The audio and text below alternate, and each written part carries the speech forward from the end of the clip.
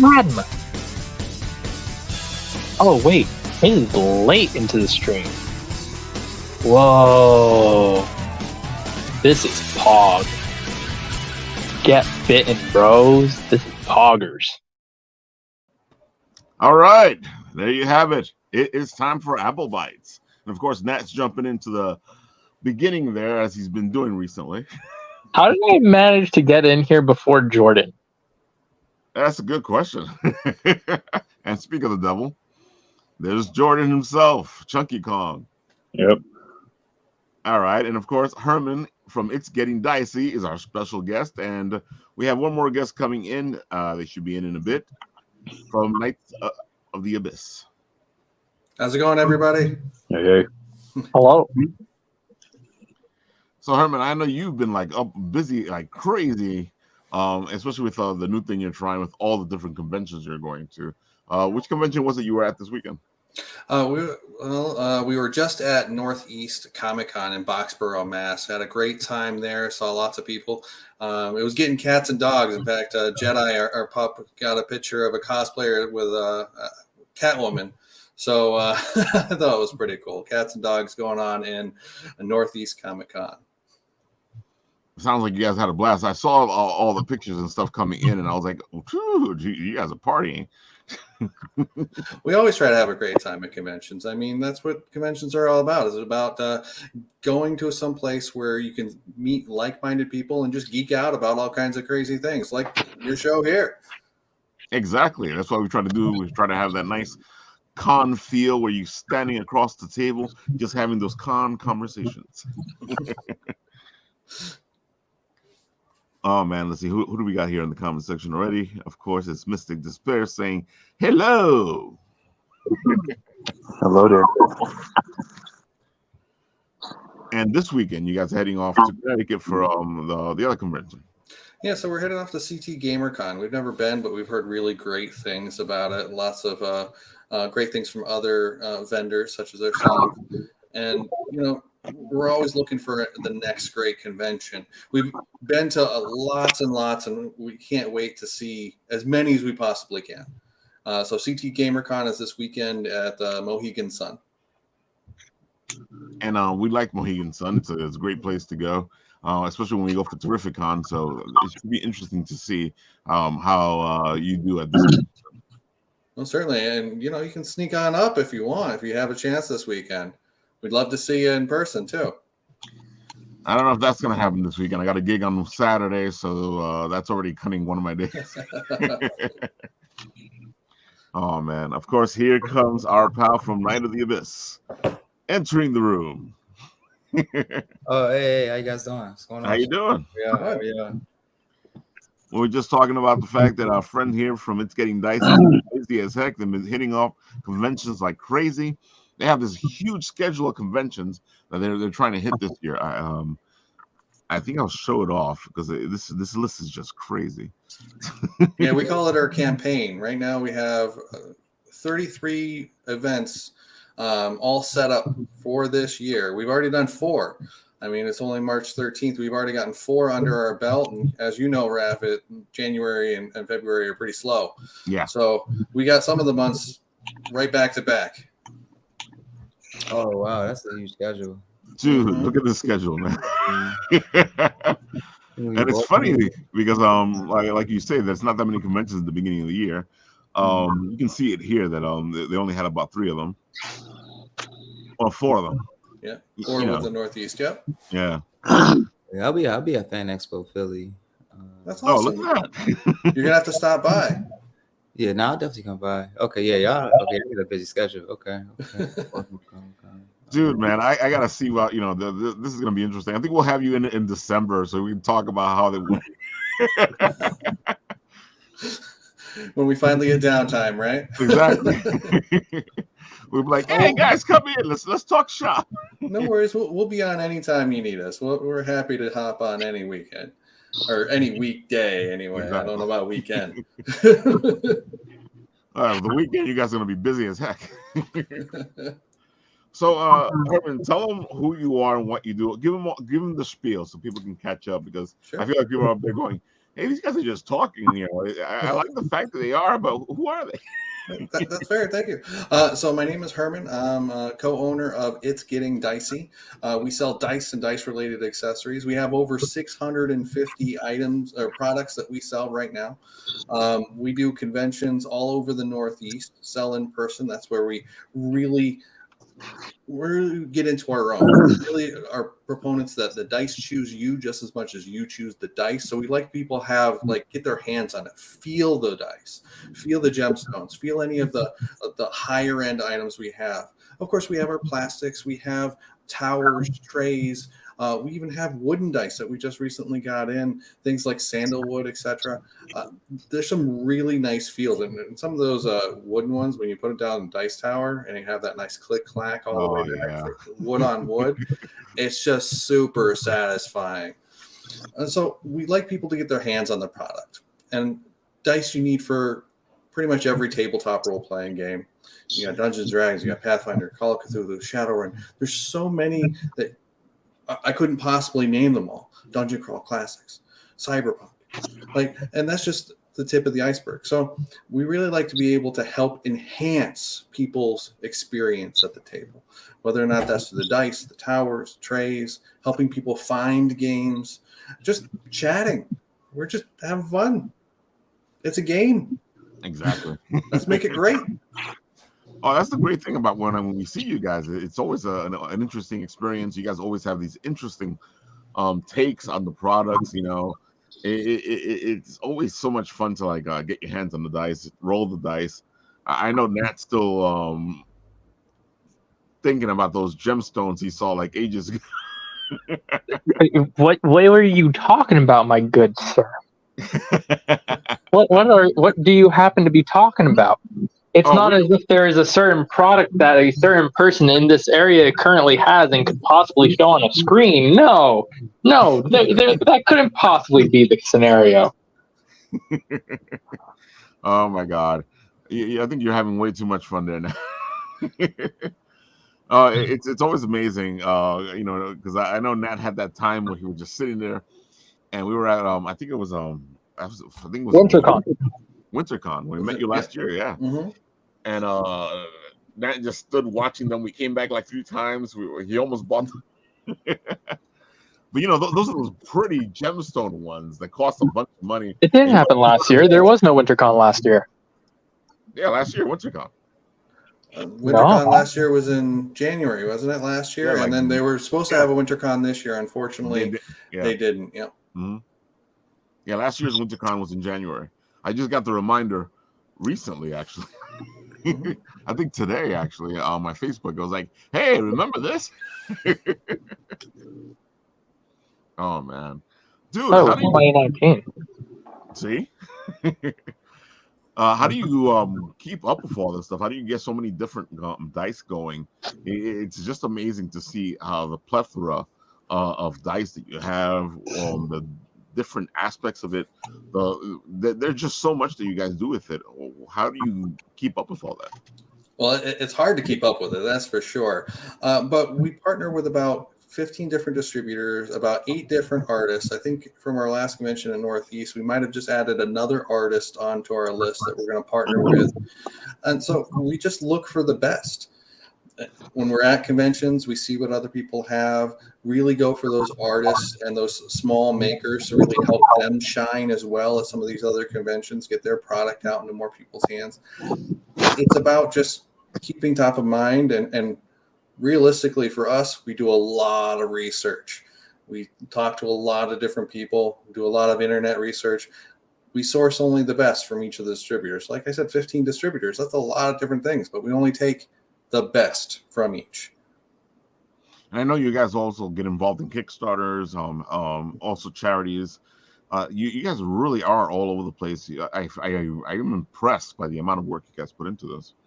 Thank you very much. Yeah. So one of the main Kickstarters we helped with was Jay Morris did a Kickstarter for the RPG book Fae. We helped provide the dice for it.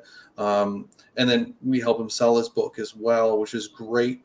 Then we worked with a number of charities. Dungeons and Donations is another one where they do some live stream and donate money to the food bank in the Syracuse, New York area. Some really great different things that we work with. And really, the convention scene, what we do, all of these, it's a community. And we love to give back to the community as much as we can. That's a good thing, it's the whole thing that we've been talking about recently, where everybody has to step up their game. Like I know a lot of comic book stores and gaming stores have had to change the way they do things to survive in this day and age, where they have to become part of the community, or you have to get people in and do different things so that people come into the store for other reasons other than just coming for the dice or the comics.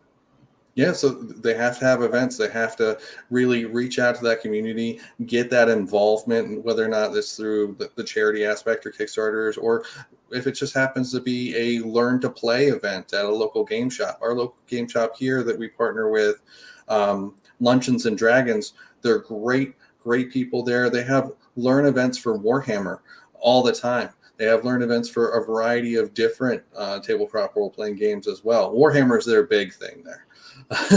In fact, the owner is in a lot of different tournaments, which he's great. His name is Keith. So if you're ever in the Oneonta, New York area, you got to look him up. Dude, man, yeah, I love doing the events from comic book stores and gaming stores, and it's become an interesting thing. It's like I think this weekend, while you guys are over there in Connecticut, there's the tabletop convention here in Long Island. Mm-hmm. I've heard some great things about it. Long Island Tabletop Convention. It's one of those ones. I believe it's in the cradle of aviation. Exactly. Mm-hmm. Yeah. So looks like it's going to be a great time over there too. So if you can't get up to see us in Mohegan Sun, at least go check them out. Yeah, definitely. We all love tabletops. We all love gaming. You got to go have some fun. Mm-hmm. Knights of the Abyss. Yeah. Let everybody know who you are, what you do, all the good stuff. Before I got a question I'm going to ask you. Got you. So my name is Quentin Dorsey. I'm an indie comic creator. Created a graphic novel series called Night of Abyss. I released my first one, volume 1, May of 2021. I released my second volume in December of 2022. Right now we have Kickstarter going for volume 3, which we're about 82% funded. So yeah, that's my short little spiel. But yeah. So what I was going to ask you is, like, have you been hitting any of the comic stores when you're showcasing your book? I mean, I went to a few, but the way the business is with the comic stores is they do consignment, right? So if you can sell online and you can sell in, at conventions and art shows, it doesn't really make a lot of sense to, put them in a store and they get a percentage off of it, when I can sell as many copies and pretty much way more just on my own, and I keep 100% of it. I mean, if they were doing it straight where, wholesale, then I mean, yeah, but a lot of those comic shops aren't doing wholesale. They're doing consignment. So it's pretty much based off whether or not they can sell the book. And you never really know. They could put your book wherever. And it's not like they're going to be able to pitch it the way you are at a comic convention, or promote it online to get that online sale. So that's what I'm saying. Like, what we've been looking at now is comic book stores that do things a little differently. Mm-hmm. They'll actually have the artist or the writer of the book come in, do a signing in the store, so that they can showcase the book to people. You might want to do a couple of those, because that actually gets the book out there. Especially like I know some comic stores do events where there's stuff happening, and they'll call in an artist or somebody, and they'll showcase their book, and you're there talking to the people as they come in. Yeah, that does make sense. I could look into that, definitely. It helps everybody out, because you're going to an event at a comic store. Also, at the same time, the store is doing an event, which at the same time gets people into the store. Like you were saying, that things have changed. It's not like before where you just sat there and waited for people to come to you. It's true. But we like your book. It caught my attention when I first saw it. It was at Garden State Comic Fest, right? Yeah. Dude, it's just beautiful. I love this noir type character that you have. I can't say enough of that. And I know the last time I saw you, you showed me a beautiful piece, and I'm like, okay, I can't wait to see this. I still haven't released that one either yet. I had a feeling, but I sold a few of them. Like I had plexiglass art of that one, and that one sells pretty well at art shows. So yeah. Oh man, are you like have you tried D&D or any of that stuff? You mean like Dungeons and Dragons? Yeah. No, but back in the day, I used to play like Pokemon. Me and my friends would play Pokemon, Yu-Gi-Oh. I don't know if you remember Hero Clicks, Marvel Hero Clicks. I remember Hero Clicks. That's the version of D&D. Yeah. Okay. Yeah. So yeah, we did Marvel Hero Clicks, but kind of fell off as a recent. Oh, don't worry about it. It's the way it is. You know, a lot of us either do the card games or other things because you know it all comes back to role playing. So yeah, let me play the video here if it plays, to showcase a little bit of what you got here. Oh yeah, okay.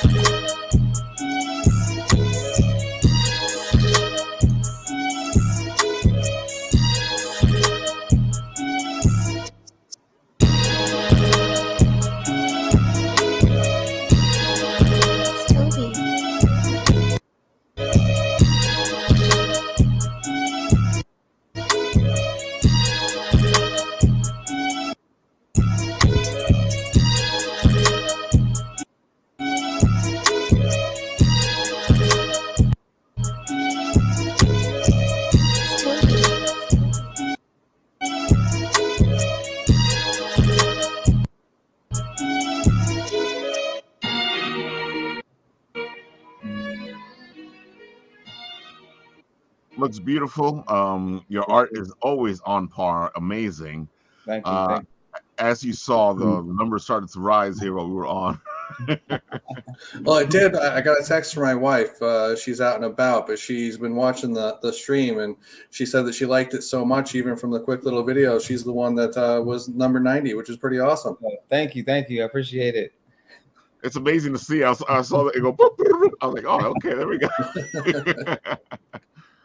Yeah, dude, this book has a lot of fantasy feel to it. That's why I was asking you about the D&D, because you know you this world you're creating has this nice cyber type of feel to it. And I've played a couple of cyber type games, and this thing feels like right up the alley. Yeah, I mean, Ghost in the Shell was definitely like something I grew up on. So I won't say it was the main influence. All the biggest influences were, I would say. You mean the movie, right? Not the TV show, or do you mean the TV show? The anime. Yeah, there's a TV show, and then there's the movie of Ghost in the Shell. Well, I mean, I like both of them though. Both of them are pretty good. But I would say the TV show is the one that I watched during high school. But yeah, I mean, I think with just creating a story, I drew from so many different inspirations.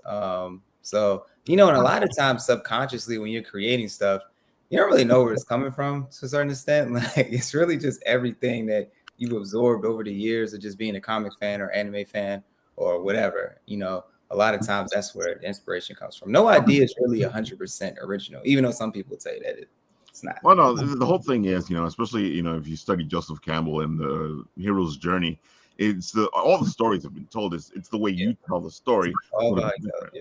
Yeah, that's very true. Not And what that's the you whole do, point. right? We got to tell our stories. We got to get them out there. Each take will take it into a different place. It may be something that's been done, but at the same time, it hasn't been done the way you're doing it. Yeah.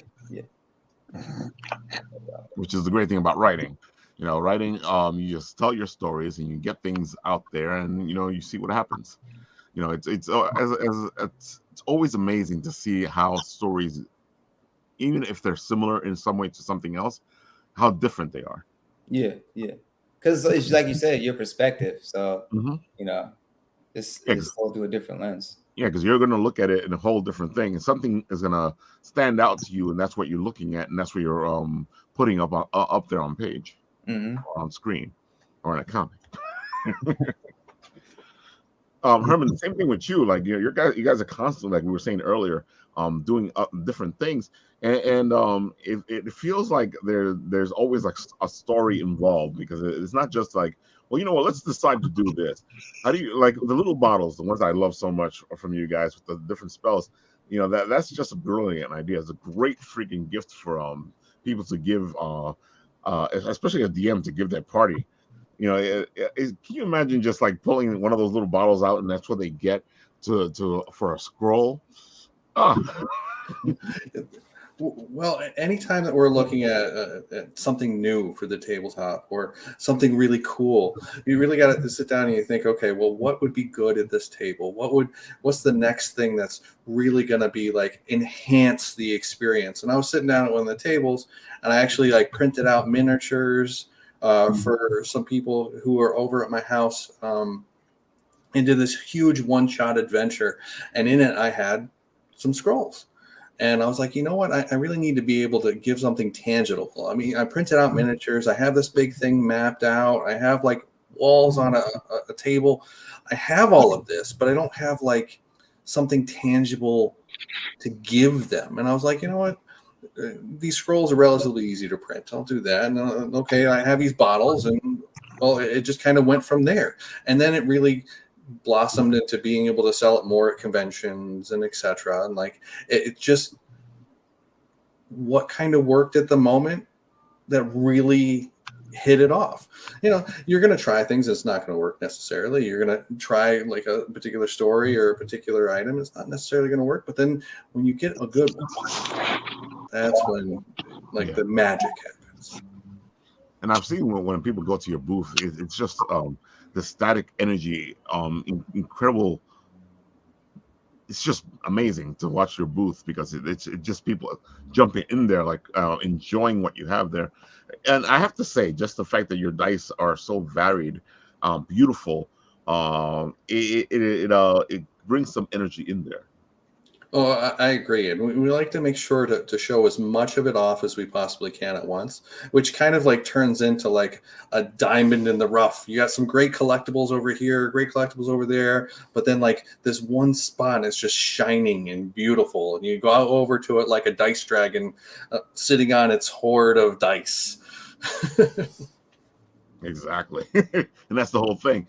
Us dice hoarders, or dice goblins, etc. Sometimes it's a beautiful thing. Now, I've been playing for almost 30 years, D&D and other tabletop role-playing games, White Wolf, etc. But my wife, she kind of married into it. She always wanted to play. She married into it. She started playing a little bit. She fell in love with the dice so much that we had to start this business. She doesn't play nearly as much as I do, but she still plays. But she loves the dice so much that I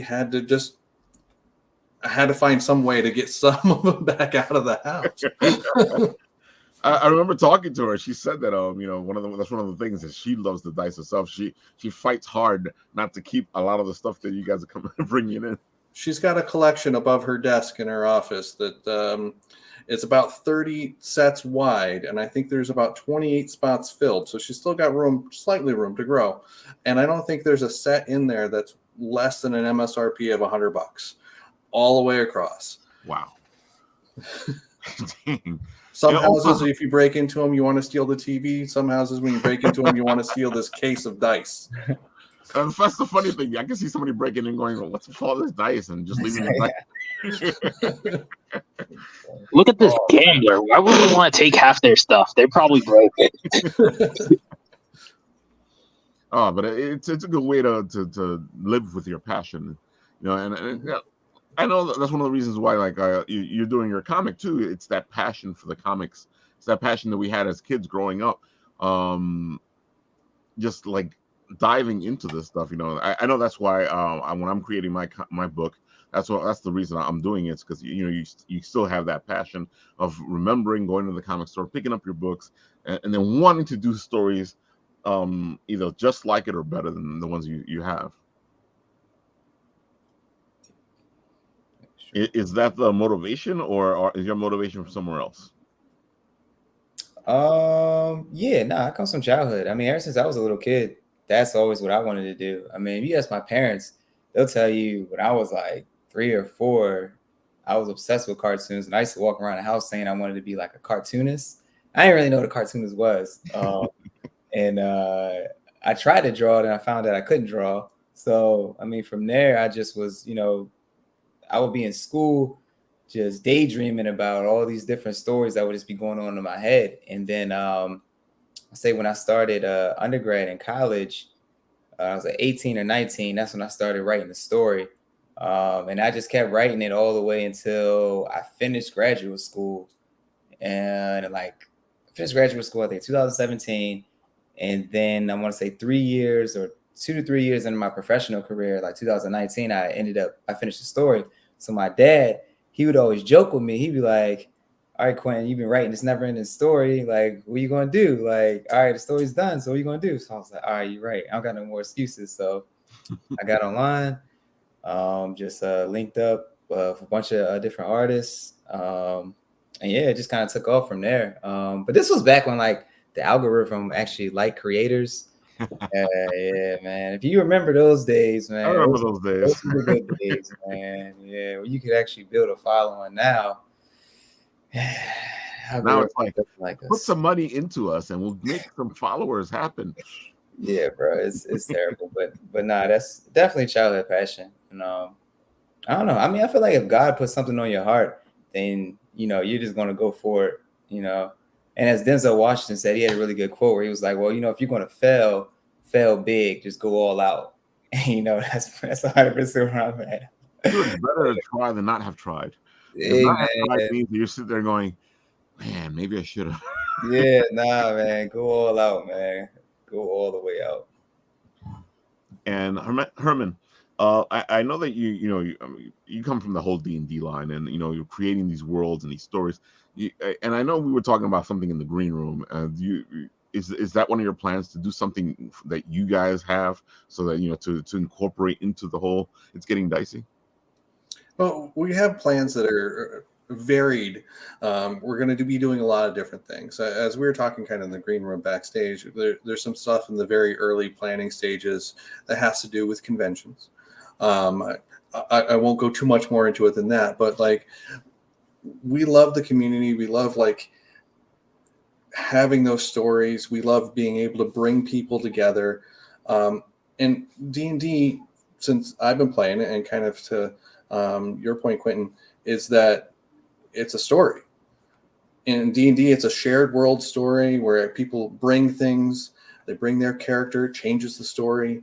It's a very dynamic story, which I've always loved. That video game-esque or D&D or that improvisational story.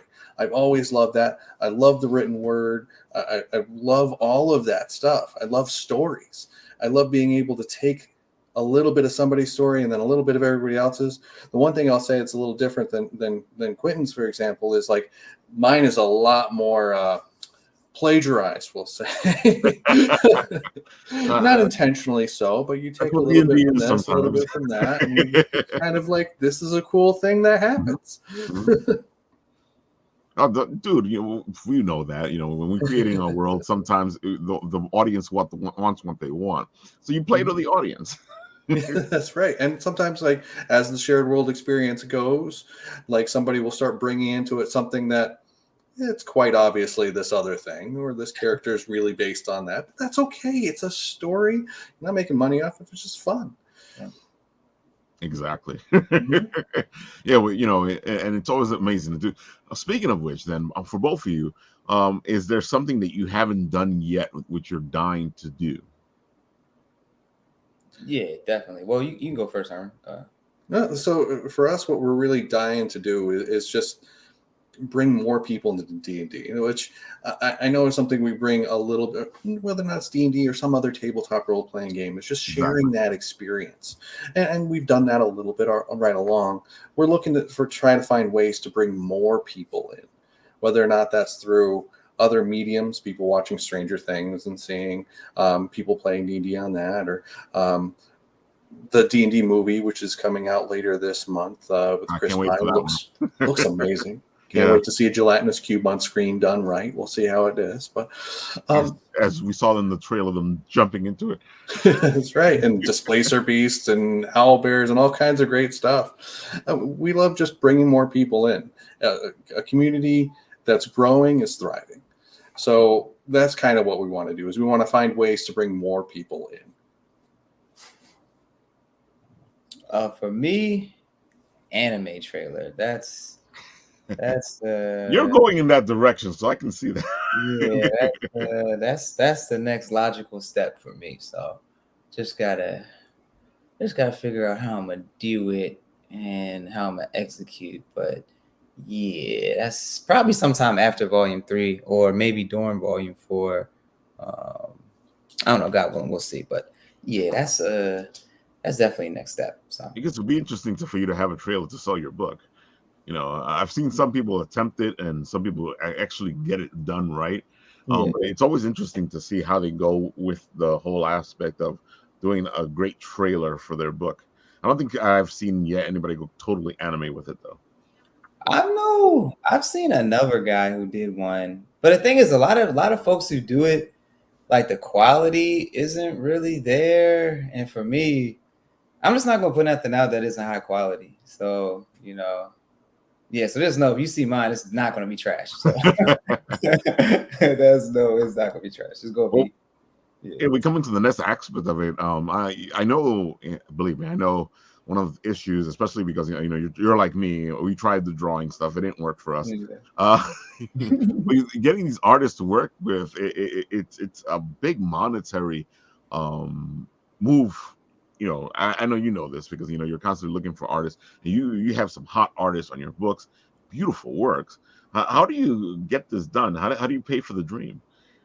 So this was all my master plan, like with school. Like I'm in the field of cybersecurity. So the reason why I went to school and got all these degrees was just so I could get a higher paying job, just so I could fund this shit. That was it. That was really the only reason. There was no other, like that was always the plan. Like that was my, my Batman plan.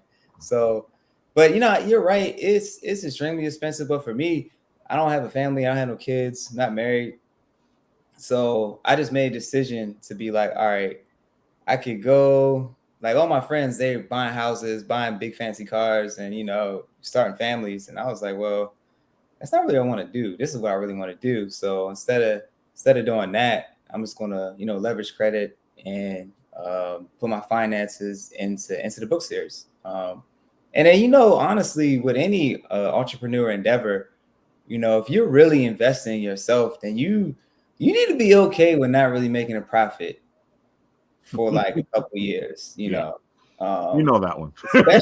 especially if you're in the book publishing game, because it's like people want more of the story. So usually when you get to like, I'm already seeing the difference with just having 2 books and being able to go to conventions and sell them as a bundle and seeing how higher the profit margins are. Oh yeah, it makes life much easier because people get more invested. Exactly. Yeah. So, but just when I get to 3, 4, then it's like, all right, now I'm out of here. Now I'll be making enough. So it's like, really, you just gotta keep making enough to where you can put it right back in there and, stay afloat. And then, eventually you'll get to that, it's a marathon. So, I saw there was a video where Ice Cube was saying, I don't know if I 100% agree with this though. He was like, yeah, man, if you ain't willing to make no money for 10 years, Yeah, you should. I'm like, whoa, like 10 years. I don't know, but so yeah, man, it's a grind. But if you really believe in it, you got faith, and you're really putting in the work, people are going to appreciate it. That's like just how the universe works. So, What we like to say here all the time is that we can see when the passion isn't in the project. Like Yeah. It's Getting Dicey has a lot of passion, so you can feel that when you're at their booth and you're getting their stuff, and if you can tell that they pick the highest quality stuff. With Yeah. you, dude, look at this stuff. Look. How do you keep? Here's a question I was thinking about while you were talking. Is Yeah. how do you keep the quality art the way it is? Because you seem to have, like, even if it's different artists, they all seem to be working on one world, and it has one look. How do you keep it that way? So right now I'm staying consistent with the artists I'm working with now.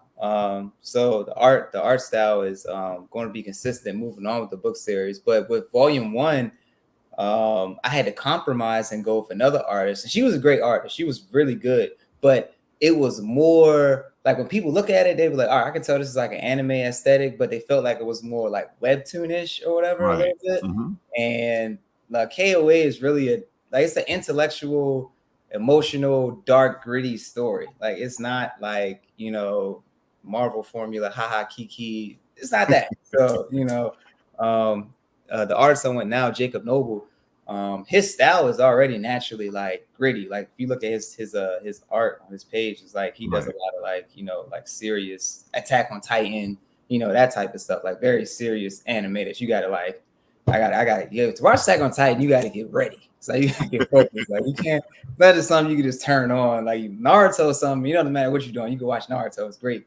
But Attack on Titan, you gotta pay attention to every word. Like so yeah, but yeah, no, just sticking with one artist is really the key to, I guess, the consistency with the art. And that's what I plan to do as long as we're working together. So I gotta admit, the style of the art really does a lot for your book.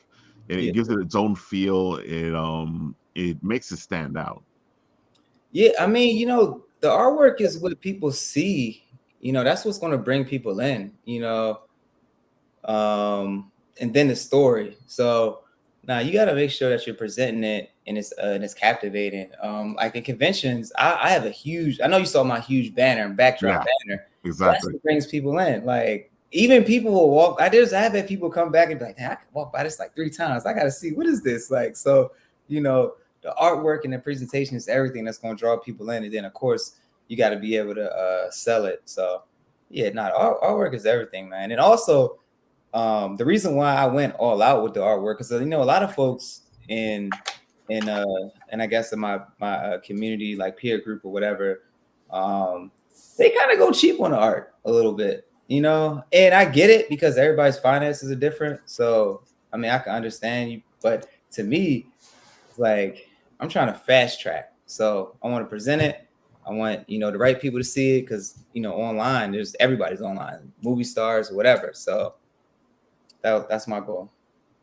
Dude, you're doing a great job. Just looking at this stuff as you've been talking, it really stands out. I think that's what it was with me too. I gotta admit, when I saw your banner, I was like, "What's this?" and I was like, I gotta go check this out. yeah. Everybody says that. Yeah, that's true, man. Yeah, it's important, man. The art is most. But I mean, story gotta be good too, bro. Because like you don't want to like. I don't think I've ever read a story or a book that had great art and the story was whack. So. Well, I've read a couple of those. Okay, yeah, no. There's a couple. Yeah, you're right. That can't happen. You're like, damn, this art is amazing, and people ask you about the story, and you're like, this art was amazing. It's a great time to find a book that's been married with a great with great art and great story. Yeah, dude. So you guys should go support this. You were just mentioning something a little bit earlier, where nobody's making money off of this. Nobody makes money off of Kickstarter, folks. No. Kickstarter is about getting the passion project out there to the people. When you support these things, you're supporting the passion of the book, and you're helping these books actually get made. You're helping the next book get made. That's what Kickstarter is about. Is getting the money flow in there so you can complete the first book and start working on the next book. Yeah. Nah, definitely. I mean, it's really just I mean, it's pretty much an advanced pre-order, but now you're right. I mean, and like I said, if you're really, I don't know, for my case, this shit costs a lot, so it's all going back into the right way. I don't know. Some other folks, I don't know what they be doing, but you know what I mean. So yeah. And only people making money off of Kickstarter are the guys with the $1 million projects. Or who's your Vox Machina? They killed on their crowdfunding campaign. I know they're doing Dungeon Dragon things, so. Oh yeah, Vox Machina. They were ridiculous. Series they like it's like 11 million, right? Yeah, they were able to finance like the anime or something like that. They were to pay for it themselves. So they was able to maintain control. Like that's insane, bro. Well, they're at a certain level already. The Vox Machina, the guys have been doing what they've been doing for a while, and they've been building that audience. So they're at that point where they can actually make money. Okay.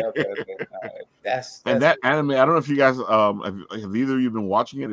It's amazing. Yeah, it's really good. Yeah, it's fire. It's a really good show. Dude, it gave me the feels of being able to of remembering campaigns of past, just watching them do what was going on. The little in jokes in there on I know somebody rolled a 1 there, or I know somebody must have rolled a great 20 there, because I don't know how that happened. There's times when I'm watching the story going, how did that happen? Where did this come from? What was the roll? A really good modifier or 20? That's what that was. Because there's stuff that happens and you're like, whoa. And you're like, okay, it was a great campaign, but I want to know where the rolling went. How did this happen? Oh, man. Yeah. I've gotten to watch Vox Machina, and I've been enjoying it. So I'm like, okay, cool. Vox is fire. That and I mean, Amazon, they got some stuff. That Invincible was amazing. That's really good. So I mean, I think Amazon Prime, like what they do different than Netflix is they don't kind of like just inundate you with like 1,000 different stuff. It's like they're like kind of specific. Like, all right, we got this. Like, yeah. You know what's also good that I was watching? It was called like Pantheon or something. It was on Paramount, or it was about like it's kind of like Da Hex Sign, where they're in like the digital world. I don't know if y'all checked it out. It sounds familiar. I think because I don't have I don't have them. Okay. Paramount. But I've seen a couple interesting shows on it. This sounds interesting already. Yeah, that was pretty good too. So. Oh man. So Herman, is your direction going to have your own Vox Machina? Yeah, maybe at some point in the future. We're going to start a little smaller than that, but $11 million Kickstarter we'd really like to have, most certainly. Dude. Sure can't wait too, right? Dude, because that's just like I've been so happy like while we've been doing our shows here. Well, we've seen people who've taken their D&D campaigns and made them into video games. We've seen people who've taken the D&D campaigns and made them into comic books. It's just a beautiful time, because those are the things you dreamed of when we were younger, and we were like, we want one of our campaigns to be there. Yeah. It's really, like I said before, like those stories and that improv, and then that improv that you have with your gaming table, that campaign, how it evolves, turns into those amazing stories that need to be retold over and over again. Vox Machina is a great example. Like that live play that Matt Mercer and Critical Role did was amazing. And then they were able to translate that onto an anime that was equally as amazing. A little different, but equally as amazing. So dude, just the theme song alone, it's constantly playing in my. So I get exactly what you're saying. But that's the dream, dude. And it kind of showcases like I started using D&D as an example for writing because it was one of the things that helped me formulate my writing early on, and I needed examples on what I was talking about, and the best way to explain things was to go, well, you see in D&D when you're creating your character, that's you first when you start first writing. You're working on something, you're playing in somebody else's sandbox, and you're going, okay, so we can do this. And then as you become the DM, you make that sandbox a little bigger, but you're still working in somebody else's sandbox. You're trying to get this world organized and the story done while you're playing in somebody else's world. And then you level up again, and you become the DM who's creating their own world, bringing in all these aspects of different things to create the story that they wanted to give the whole time. And that's pretty much writing in a nutshell. You just keep leveling up to the next place, and you keep creating, making your craft bigger and bigger. Because we all know the whole way to do this is just to write. And the more you write, the better you become.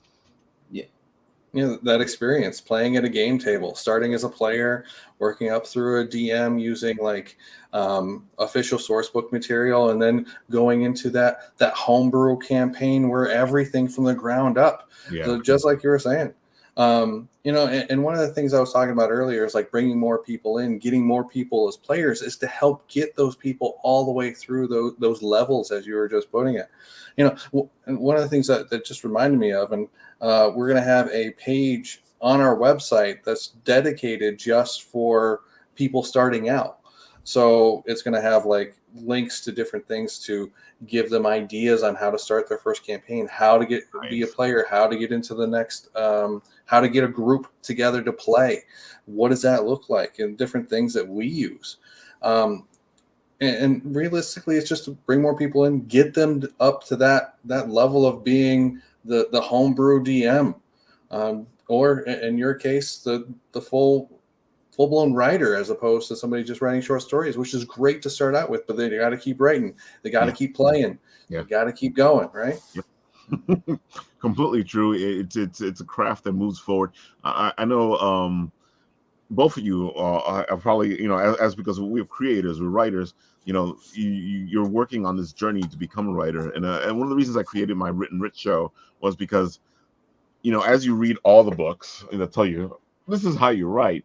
There's this step that they don't tell you about, where it's the journey of you becoming the writer, because it's all about your own personal journey. And it's kind of hard to explain that, in a book, going, okay, so now you need to do this, this, and this, because you can't really say that. You go, well, here's all the stuff. Now go be a writer. But I always felt like there needed to be somebody going, all right, we gave you all the stuff. You need to be a writer, and this is what you need to do. These are some steps that can kind of help you get there. Here's some practice material. Exactly. Oh man, it's always an amazing thing to because of the show, and because I am who I am, I always get the questions, hey, I want to be a writer too. I'm like, well, are you writing?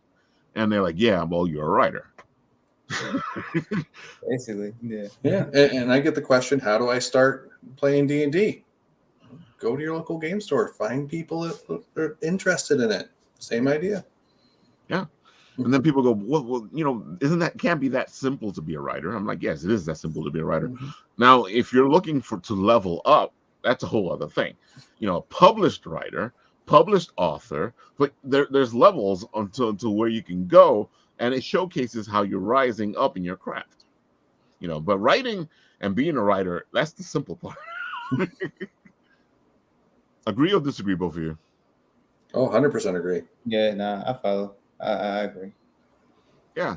And I know some people, I know they get upset when I say stuff like that, because like, writing, Ralph, is not that simple. Not anybody can write. No, anybody can write. Yeah. It's write well. That's a whole other thing. The stories are always there for you to choose from, and that's one of the things that I do with the show is I'll do a challenge to showcase that anything can become whatever. We write what we know, and I feel like people don't understand that phrase, because they always go, well, if you're just writing what you know, they kind of limit you. I'm like, no. As writers, what we do is we research. We write what we know. So as you research, you know more. And as you move forward, you become a different type of writer, because you're writing about the stuff you've researched. It's stuff you know, but at the same time, it's stuff you didn't know before, but you had to learn it. Yeah. So not a lot of people get stuck on that one. Yeah, that is true. I mean, when I started writing my story, when I first started college, that was kind of my mindset. So I was like, all right, I know I'm gonna be a better writer, you know, when I'm like much older. So that's why I was okay with kind of like stringing out the process and having to take more time. And that was a good thing because I rewrote like season 1 and season 2 like 3 times because it was whack. Like, so it was like, like you do that. I remember I still have some of those old scripts, and I was like, man, what is this nonsense? Like, this is terrible.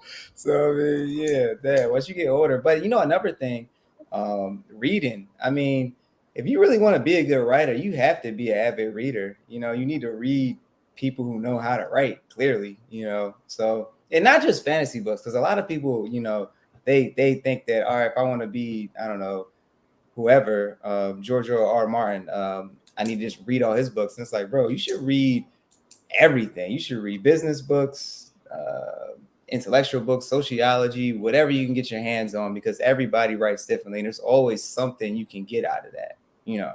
So. And it's funny that you say that, because going back to the whole idea of you know, because my writing started off me writing as a kid. I have a lot of those little things laying around where I go back and I look at them and I go, what the hell was I talking about? It's interesting to see the growth, and at the same time, like when I hit D&D, reading those D&D books help with my writing. People go, what? Yeah, because it starts to help you understand world creation.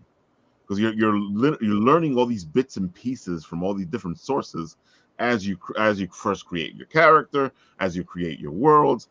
It kind of helps you move forward. It helps you understand the idea of world creation, the idea of everything has an interconnectivity to it as you write.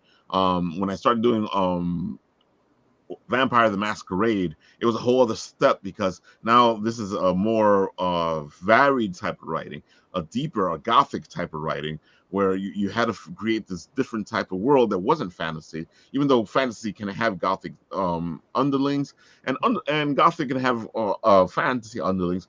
But you know, it's the whole thing you guys are saying. You need to read more than just what you're interested in. That's probably where you want to put most of your attention in. But if you read a good drama book or a good book about just people's lives, it kind of helps you work on what you're working at, because all that stuff is in a good fantasy book. Yeah. You know?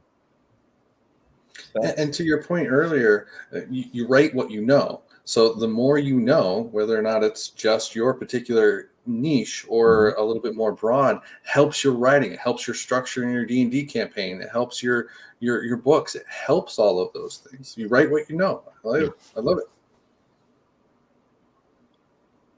You were gonna say? Oh, no.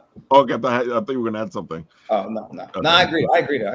Okay. Right. No, because you guys started talking at the same time. Like, okay, I'll get to. This is the fun of live shows, you know. All right, so guys, I see we're at the wow. Yeah, we've been talking for a bit. All right, so here's the good part. We gotta let the people know where they can find you and all the good stuff, you know. So Herman, you start first. Sure. So you can find us at conventions all over the Northeast. You can also find us at It's Getting Dicey on Facebook, as well as Getting_Dicey on Instagram, and our website, most importantly, www.itsgettingdicey.com. And be on the lookout for all the new stuff that we're coming out with. One of the newest things we're going to be having very shortly is some customized dice trays that we're going to do like on the spot for people. So those aren't even on our website yet. Our beautiful website up. I love it. Our web designer is absolutely amazing. Look, I'm sure she's going to tell me about that later. Like of course, go ahead and click on Jedi there. We have a whole page dedicated just to our pup. He is a great pup. Yes, he's been everywhere with us. He's a star of a lot of different shows. So come by and see Jedi. We'll let you get some pettings in anytime you come by and ask. Jedi's a great pup. If you scroll down a little bit, you'll see him with a ton of different cosplayers. And I think I actually hear Jedi running this way right now. You said his name and he's coming. Jedi, come here. Come here, baby. Come here, baby. There you are. Hi, baby. Come here. Oh my goodness. Here he is. Uh, Here's the baby boys. woo! He is a good boy. Yeah. Yeah. Gotta love Jedi. Yes. Hi. So definitely come and check us out. He's there at every convention with us. Yes, baby. Again, it's gettingdicey.com. Dude, I gotta admit, you picked a great name. It's Getting Dicey. I have so much fun with it when you guys are at conventions and I start going, it's getting dicey at so-and-so convention. It's getting dicey at so. We do too. We love it. That is a fire name, isn't it? Oh, dude, yeah. That's You know, it just showcases the fact that your dice help you get dicey. Oh, man. All right, Knights, go for it. Yeah, so check me out on Instagram, K_O_Abyss. Everything's on there. The shop's on there. Kickstarter link. I'll be at Fan Expo Cleveland at the end of this month. I got at Fairfax. I want to say Big Lick Comic Con in April. I got Black Boy Art Show in NYC April 9th. Ooh, you're busy. I think Anime NYC. Oh, we love anime. Anime Ocean City at the end of April. I think I'm in there too. I don't know if I got accepted that. Then DreamCon, AwesomeCon, Fan Expo Philly. And I might do Fan Expo Toronto in August. I don't know. And yeah, then after that, Dragon Con too. Ooh, you got into Dragon Con? Yeah. I don't know if I got accepted yet, but hopefully I'm speaking into existence. So well, yeah, we you hear us over there at Dragon Con. He's supposed to be there. Come on. Yeah, that's one of the conventions that we've been trying to get to as well.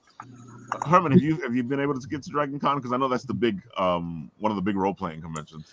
We haven't decided to go to Dragon Con. We try to stay within 4-hour driving distance of the house. So Dragon Con a little further south, farther off, 4 yeah. hours. Well, that's why we haven't gotten there either, because it's a trip and a half. It is. I've heard great things, though. You'll have to tell us how it was. But I'll see you at Fan Expo Philly. We'll be there. Yeah, definitely. Tap in. That's the good thing about our circle. It's a small circle, yet it's a big circle. You're going to see people that you know, and I'm always amazed at how small this big circle is. Just to put it that way.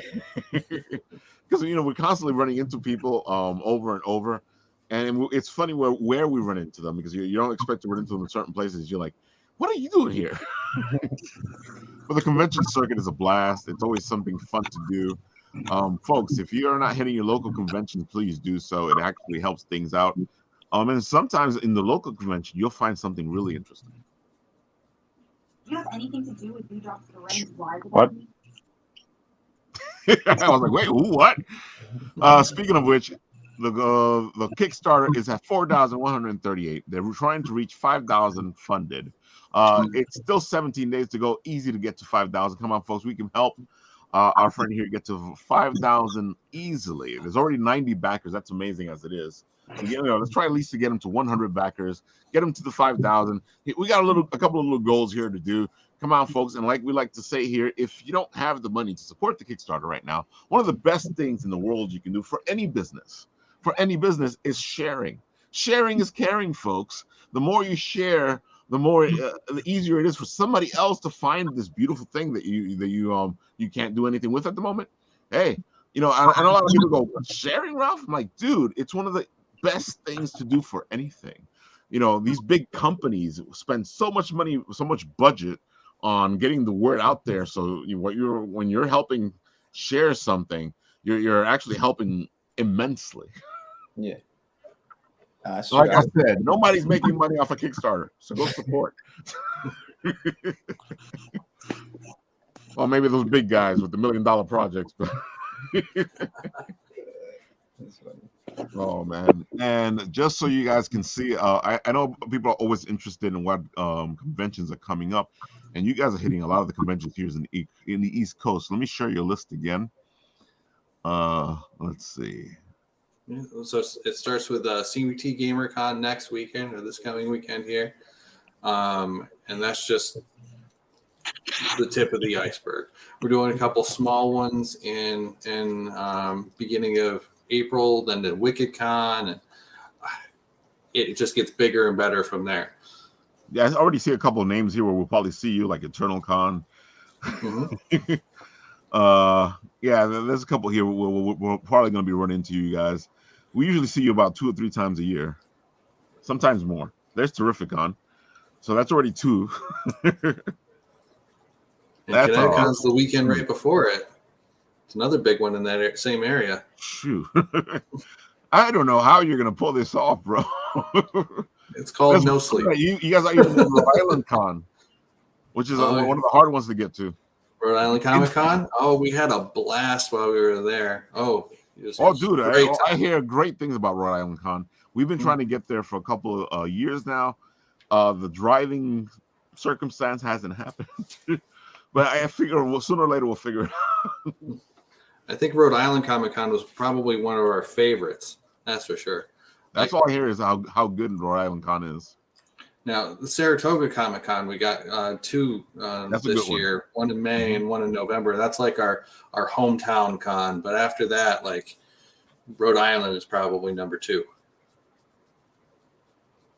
Dude, this is a lot of conventions. Yeah, damn. Yeah. And there's some big conventions here.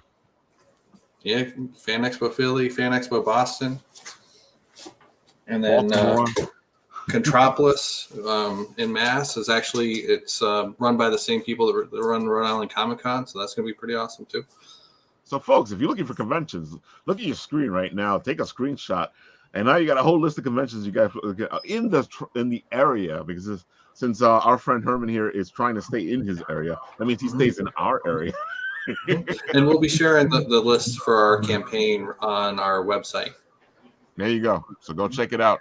If you don't get the screenshot here, you can go to the website and get a bunch of names, and you can find both our friends here at a couple of these conventions.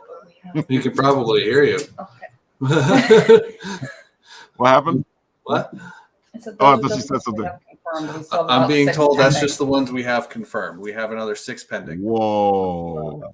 Damn, guys. I don't know how you're not tired already from this weekend. Getting used to it at this point. All right. Jordan, I saw you put a bunch of stuff in my Yeah, I figured I'd let Nathan go first, though, just in case. Oh, okay. Nat, Jordan's letting you go first because he has like a ton of stuff in here. Yeah. What do you got? Once he unmutes himself.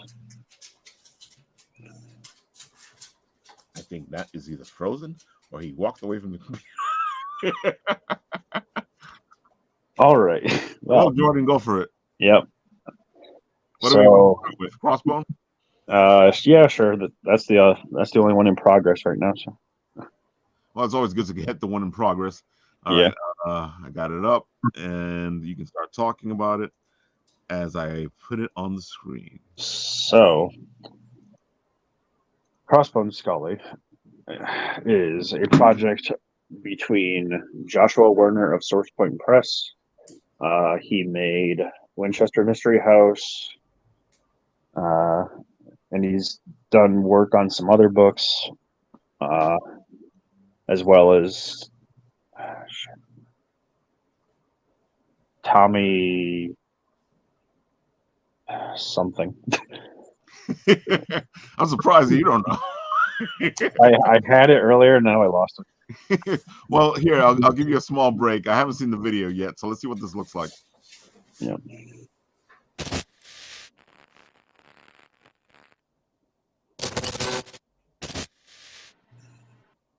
Welcome, humans. I am Crossbone Scully.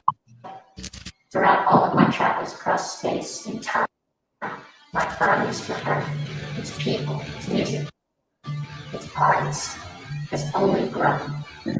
That is why I'm here now to warn you. The battle has come. The tale has been chronicled in this story that we call King #1. The massive sci-fi rock and roll epic multimedia project is Crossbone Scully. It's touching every corner of the entertainment industry. From the album Evil World Machine with Tommy Henriksen, Tommy Demander, Jamie Mahoney, Chris Wise, and Glenn Silver, featuring Phil Colley and Nikki Sixx, to the animated film by Riley Donahue, starring Johnny Depp, Alice Cooper, Joe Perry, Nikki Sixx, Jane Roberts, and Cheryl Cooper.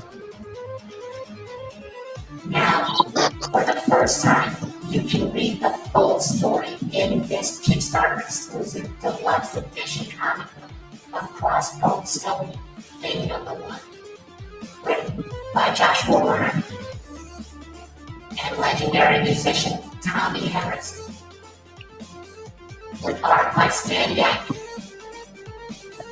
colors by Colin Johnson, and lettering and design by Dave Wentz. Back the campaign today. We must gather the alien nation to stop the sorcerer from destroying the world. Support my campaign so his story may be told. Earth needs to know what is coming.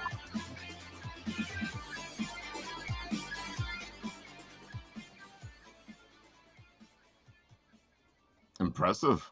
Mhm. Folks, they are at 2,891, 44 backers, 20 days to go. Let's go help them out and help them get funded. They're trying to get to $10,000. Yep. Whew. But that's a pretty good project.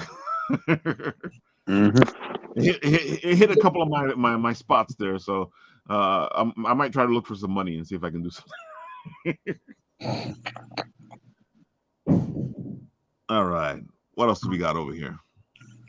There's a few. Hey, yeah, you got a bunch of them in here today. I know. Grandma Chainsaw. Yep. You can go ahead and start talking about that one. So, Grandma Chainsaw is a story of our grandma, our chainsaw wielding grandma Hazel. So, issue 1, a group of teenagers are driving. Tires go out. They get stranded, and then they see a figure approaching them. The face is decaying. Then they, run away. Then find a house in the middle of nowhere belonging to Hazel. And well, if you want to find out more, go read the book. Yes. Their Kickstarter hasn't started yet, so go to the page. Here's something, while I have this up here. Anytime creators getting you to hit their notify me on launch button, try to hit it, because the more followers they have, the better they are on the algorithm. It helps the algorithm out the more you have followers on before you start your campaign. So anytime you see this notify on launch, I know some people look at it and go, whatever. No, but if you get the project as many followers as possible before they launch, it actually helps the algorithm, helps them showcase in the algorithm better while they're doing their campaign. Yep, and he will actually be a returning guest, Alan Dunford. Yep, he will be on the show soon. Yep. And let's see, we got here. What's the next one? This one looks interesting because I can't see any information on it here, and I don't think I've seen it before. So, Four Color Fiends Yearbook 2022 is a project of Garrett Gunn, Dr. Christina Blanche, Dave Lentz, and and Kit Wallace of, Good Boy, or insert title here, because there are a lot of them. I had a feeling the art looked so familiar. All I know is what the description says. I gotta admit, it has my attention, but I don't have much information on it. So you guys keep an eye on it. Yeah, from what the description says right there, 180 plus page hardcover with short stories. So, we got one more here. Let's see. There it goes. Badass. Anything with the badass in the title, and the art looks amazing already. So there's not much I can say about this one either, but what's written there. Orphan in the wilderness, found and trained by the mysterious Qing Shi, badass girl must fight to save the world. Yeah, that sounds like a great generic kung fu movie. One of the guys working on this will be on the same time as Alan Dunford. Coming soon. Yep. To Apple Bites near you. Yep. There you have it, folks. Of course, I want to talk about the fact that Withered, from our pal Phil Russert, who will be here on Monday, is going on. I think they are at 2,000 something. Let's see. Nights Withered. Here we go.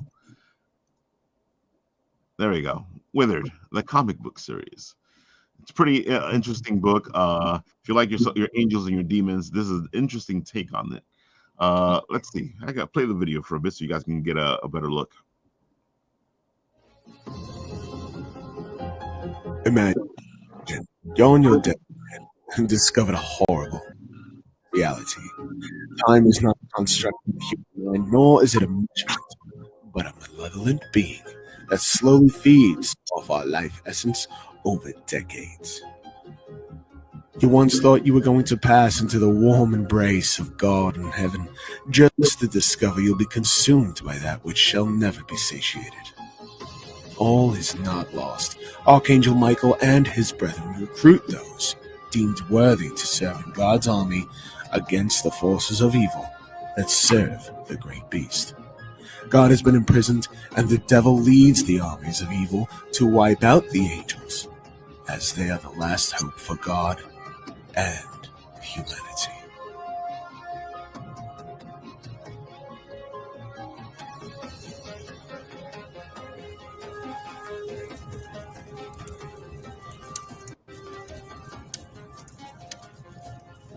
So Phil will be here on Wednesday. He can talk about Withered all by himself. And he's going to bring in a couple of the guys in to talk about it as well. They are at 2,072, 44 backers, 17 days to go. Come on, folks. We can get them a little higher. Another thing that you guys should know about Kickstarters is the more money that you can give a Kickstarter, the more comfortable the Kickstarter person will be, because most people put a funding amount so they can fund. That way the book can happen. But they usually need about twice as much money as you ever see them asking to fund. So that's one of the things about Kickstarter, guys, is you want to make sure to fund as much as you can. Always try to double the money, at least on a Kickstarter, at least, to give them a comfortable place. And of course, like I said before, all this money is just going right back into the book. And one more thing to show, because we love Mark Torres from It Came From the Radio here, and he is trying to get his dream up. We've been talking a lot about dreams and the fact that we've been writing these books for years. Well, Mark's book has been 30 years in the making. The reason he became Mark Torres He Came From the Radio was because he was trying to get his book done. And he's working on getting that done. And he's working with Crowdfunder. I don't know if you guys have heard of Crowdfunder, but it's another place for you to go and get your books funded. And with Crowdfunder, the difference is that you go to Crowdfunder, and as you pay, you're paying. So the difference in Kickstarter is you don't pay to the end of the campaign, but with Crowdfunder, you're paying from the get-go. So you go, you donate, you put whatever money you're putting in, and that money comes right out of your account right there on the spot. Designated is a great book. Mark Torres was here last week, and we talked to him about everything, and he is doing those little mini script readings, and we're going to be showcasing the second part of the script reading on Wednesday as well, as Mark comes in to guest host with us as we talk to Phil. But go help out Mark Torres and Designated, help him get funded. He's trying to get to 2,000, and he's on his way there. He's already 16% of the way there. 9 contributors, 26 days to go. Plenty of time to get him to his 2,000. I think it's 2,500. Yeah, 2,500, which is a pretty low funding. Yeah. And then, what about the guy from Michigan that we did the show with? I know we've got that Kickstarter that we were talking about too. We talked to a lot of people. I don't know, it was last week.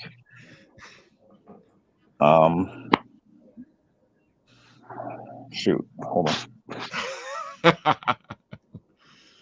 Nat, have you come back yet? I don't think he has. Hello. Oh, there he is. All right, Nat, what do you got to say?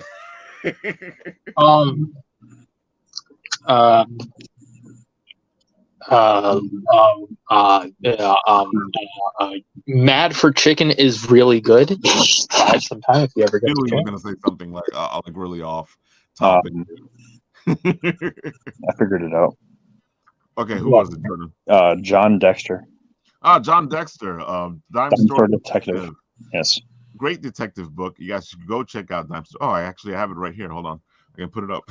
You guys should go check it out. I love my detective stories. One of my first characters I created was a detective, and I'm considering doing something with my little character there. But Dime Store Detective is a great supernatural detective story. He does a great job at crafting the mystery. You guys should go check out Dime Store Detective. It's at 1,699. It's trying to get to 2,000. Has 44 backers. 23 days to go. Come on, folks. These books are some great stories that we're showcasing here. You want to go support this stuff, and if you're looking for new stuff, this is the place to go. These are the books that you want to check out. I know a lot of you complain about Marvel and DC. Well, do something about it. The more you support these independents, the more pressure you put on Marvel and DC to actually be good. Yeah.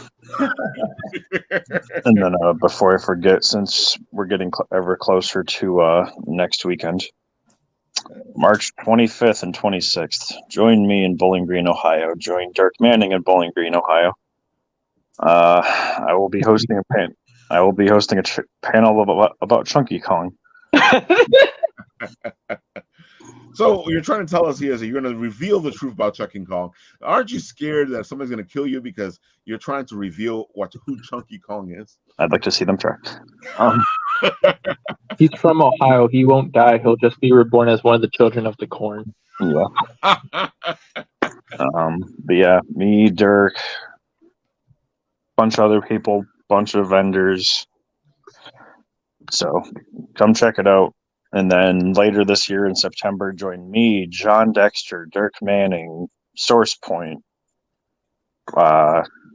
etc. in Monroe, Michigan for Monroe Pop Fest. I know it's way early, but whatever. Yeah, you're like way early. It's never too early. His schedule has like 30, 40 cons on it. It's fine. Yeah, see? It's perfectly fine. It's not Dude, a problem at all. I mean, have it's to great. know where you're going, right, Herman? That's right. You got to know where you're going and when. Got to plan it out. If we're talking about getting to Ohio, we got to plan a little bit. So we got to get there. Mm-hmm. That's actually in your area of getting to. It's a little farther off. Some people start with C2E2, but Y'all don't know where I'm going. Where are you going, Nat? So this segue about Floofschmallow. Floofschmallow. The amazing artist here at Bit and Apple, who should be followed, liked, and loved, and perhaps even contacted to make a certain dice set. But who knows? So she wants to do some dice now? She's I haven't told her this. I'm just putting her on the spot. But she will make some nice detail on these dice. Oh my God, I can see Floof doing that. Floofschmallow is an amazing artist. There we go. Does great stuff. You guys, go check out her page. Of course, we know that she did the pins with Bitsy Tandem. Beautiful pins. A combination of Pokemon and Genshin. and she just does a beautiful work. Go check out our roaming artist here, Miss Flushmallow herself. Look at how beautiful those pins are, and I think those pins are You could show. Hmm? You could show the ones that are being shipped already.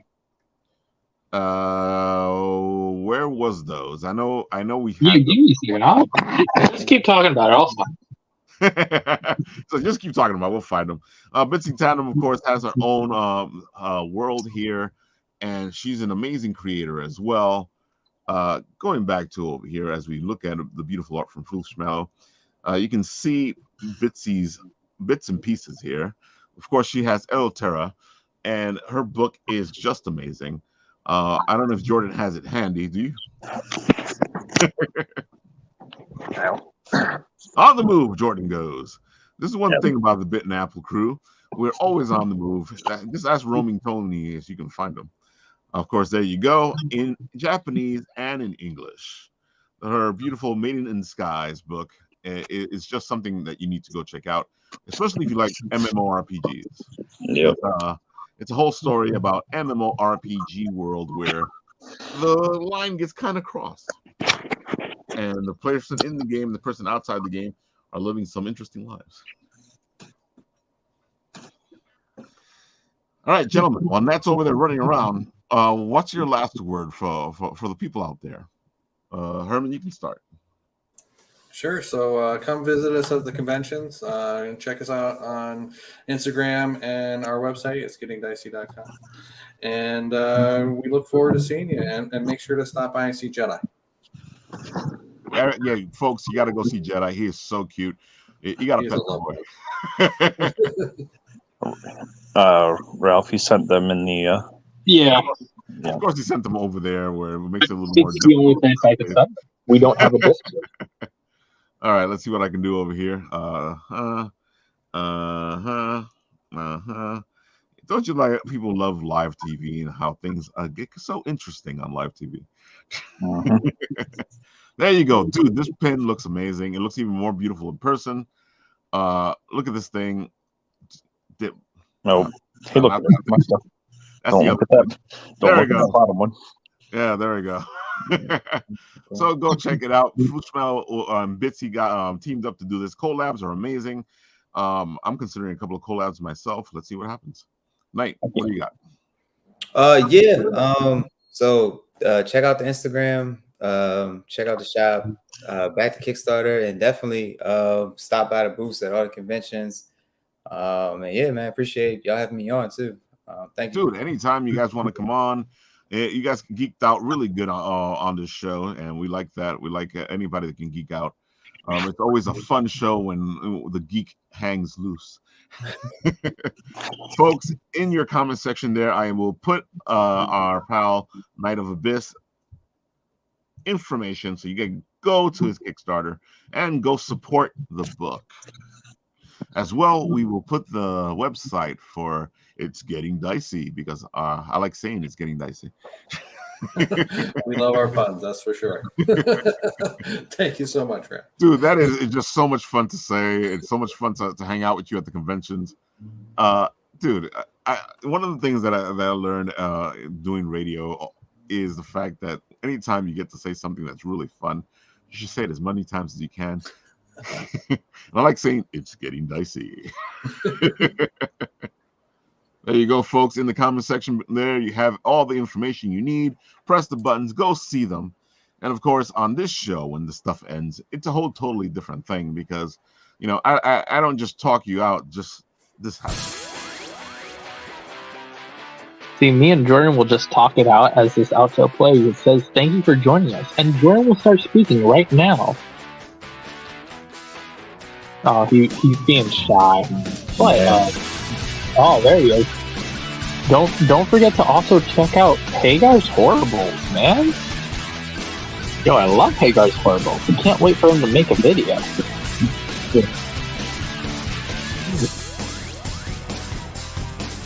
Oh, there's the Instagram for Bear and Apple TV. We have an Instagram. It's not as cool as Hagar's Horribles.